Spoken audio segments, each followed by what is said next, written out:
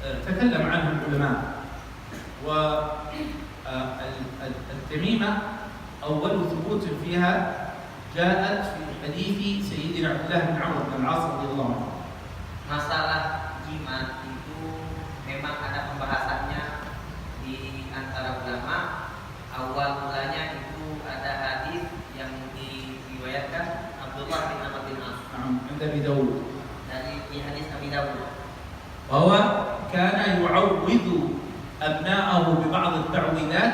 قال ومن كان لا يعقل منهم كتبها ثم علقها فيه. Jadi beliau ini melindungi atau apa bahasa kita enaknya ya. Kalau ada anak-anak yang sakit, maka beliau membacakan dan menulis sesuatu lalu digantungkan di leher, diikat di leher. وجاء أيضا من رواية البيهقي رحمه الله. Juga ada riwayat dari Imam Baihaqi.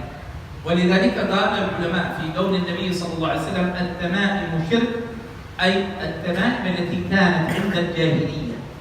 Maka ulama berpendapat ketika Nabi Muhammad mengatakan at-tamaim syirik, jimat-jimat itu adalah perbuatan syirik, yang dimaksud adalah jimat-jimat yang ada unsur jahiliyah.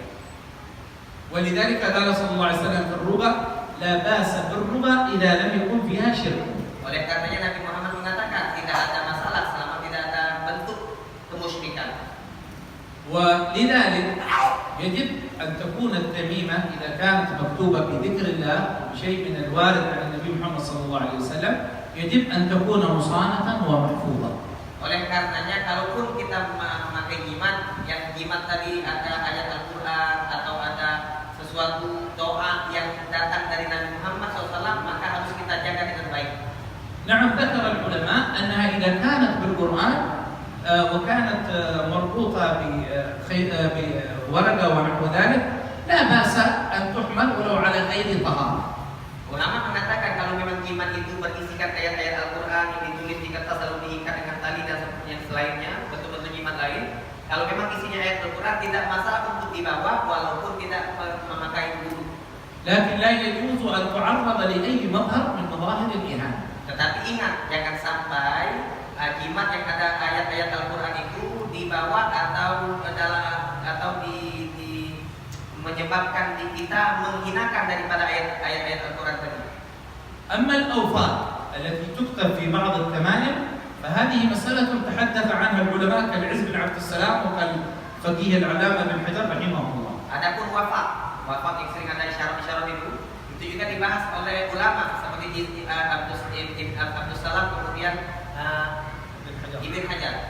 فقالوا إذا كانت الأوفاق هذه معروفة وكاتبها معروف يعرف الأوفاق يجوز وإلا فلا يجوز. Kalau wafat itu adalah wafat yang memang sudah dikenal oleh para ulama, kemudian yang membuat wafat tadi, yang menulisnya itu juga mengerti tentang wafat, maka tidak masalah.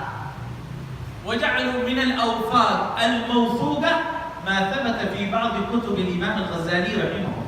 Termasuk daripada wafat yang mausuq, yang bisa dipercaya, yang ini adalah wafat-wafat yang terdapat di dalam kitab-kitab Imam Ghazali. والذي يريد أن يستزيد يعود إلى كتاب ابن حجر الفتاوى الحديثية. Kalau mau lebih luas lagi silakan baca kitab Imam Ibn Hajar kitab Fatawa. الفتاوى الحديثية في لغة الفتاوى الفقهية الكبرى في لغة الفتاوى الحديثية. Fatawa hadithiyah ada kitabnya. بسم الله. Ada lagi Bapak?